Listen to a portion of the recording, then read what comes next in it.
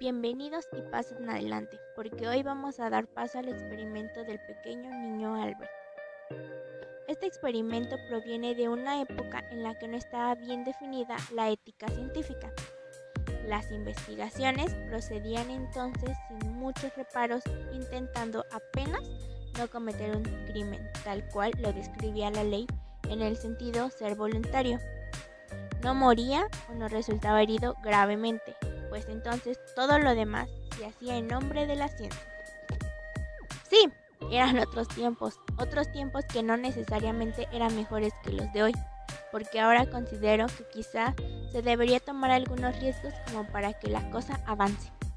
Pero era lo que se daba en aquel entonces, y creo que entre los que juzgaron con nuestra visión del siglo XXI, ya que su momento se limitaba a solo analizar el costo y el beneficio.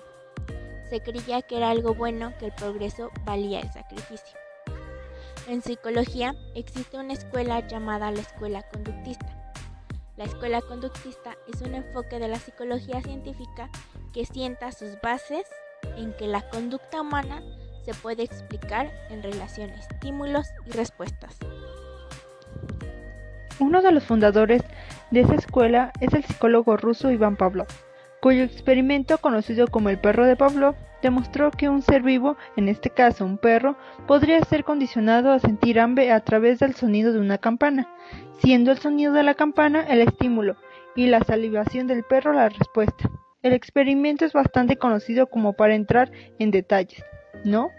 En todo caso, lo que me interesa es hablar de otro de los padres de los fundadores de la escuela conductista. Me refiero a John Watson. Él era un psicólogo estadounidense que quiso demostrar que los principios del conductismo ya no solo eran aplicables en animales, sino también en los seres humanos. Entonces, Watson dijo, alguna vez yo voy a demostrar que se puede condicionar a un ser humano a tenerle miedo a algo que antes no tenía, así como el sonido de la campana le abría el apetito a un perro sin que la campana sea la comida. Entonces, Watson se buscó a un bebé, cuyo nombre clave era Albert, que por aquel entonces tenía 11 meses de edad.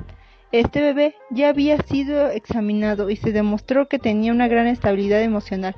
De hecho, no tenía ningún miedo representativo. Sin embargo, Watson se propuso hacerle tener miedo a las ratas blancas. Así pues, en la primera fase del experimento, a Albert se le puso a jugar con una de las ratas, estos roedores, a lo que Albert respondía con curiosidad.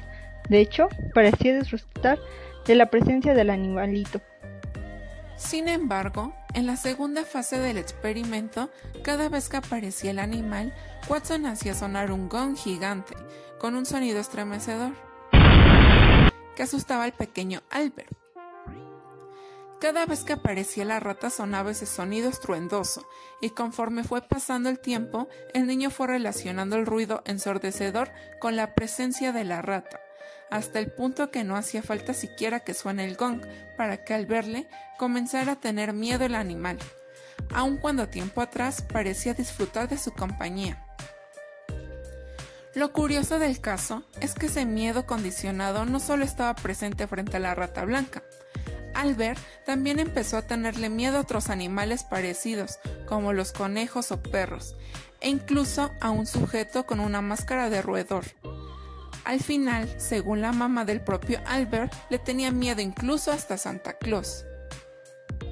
Se dice que Watson intentó descondicionar al niño, es decir, curarlo, pero no tuvo éxito porque fue retirado del laboratorio demasiado temprano. Al parecer, la madre del niño estaba horrorizada con lo que le habían hecho y no quería que pasara más tiempo con el psicólogo. Pero a veces en verdad parece que el pequeño tampoco corrió con la mejor suerte dentro del hogar. Y es que recientemente, en el año 2009, se descubrió que el pequeño Albert, que en realidad se llamaba Douglas Merritt, murió a los 6 años de edad de una hidrocefalia derivada de una infección de meningitis. Que sí, como verás, su muerte no tiene mucho que ver con el experimento, pero igual como murió muy joven, no se sabe si es que luego hubiera tenido secuelas por el mismo.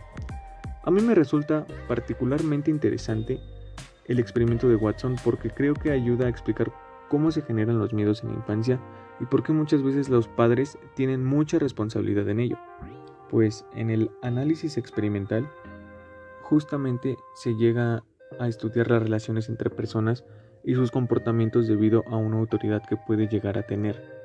Un ejemplo sería en la escuela, porque le hacemos casos a los docentes debido a la autoridad que tienen sobre nosotros. Además de que nos pueden recompensar con algunas calcomanías que valdrían décimas. Otro ejemplo es cuando aplican esta estrategia de disciplina que consiste en asustar a los niños con un personaje imaginario, como si no te portas bien te va a llevar el señor del saco, o si no te duermes te va a llevar el coco.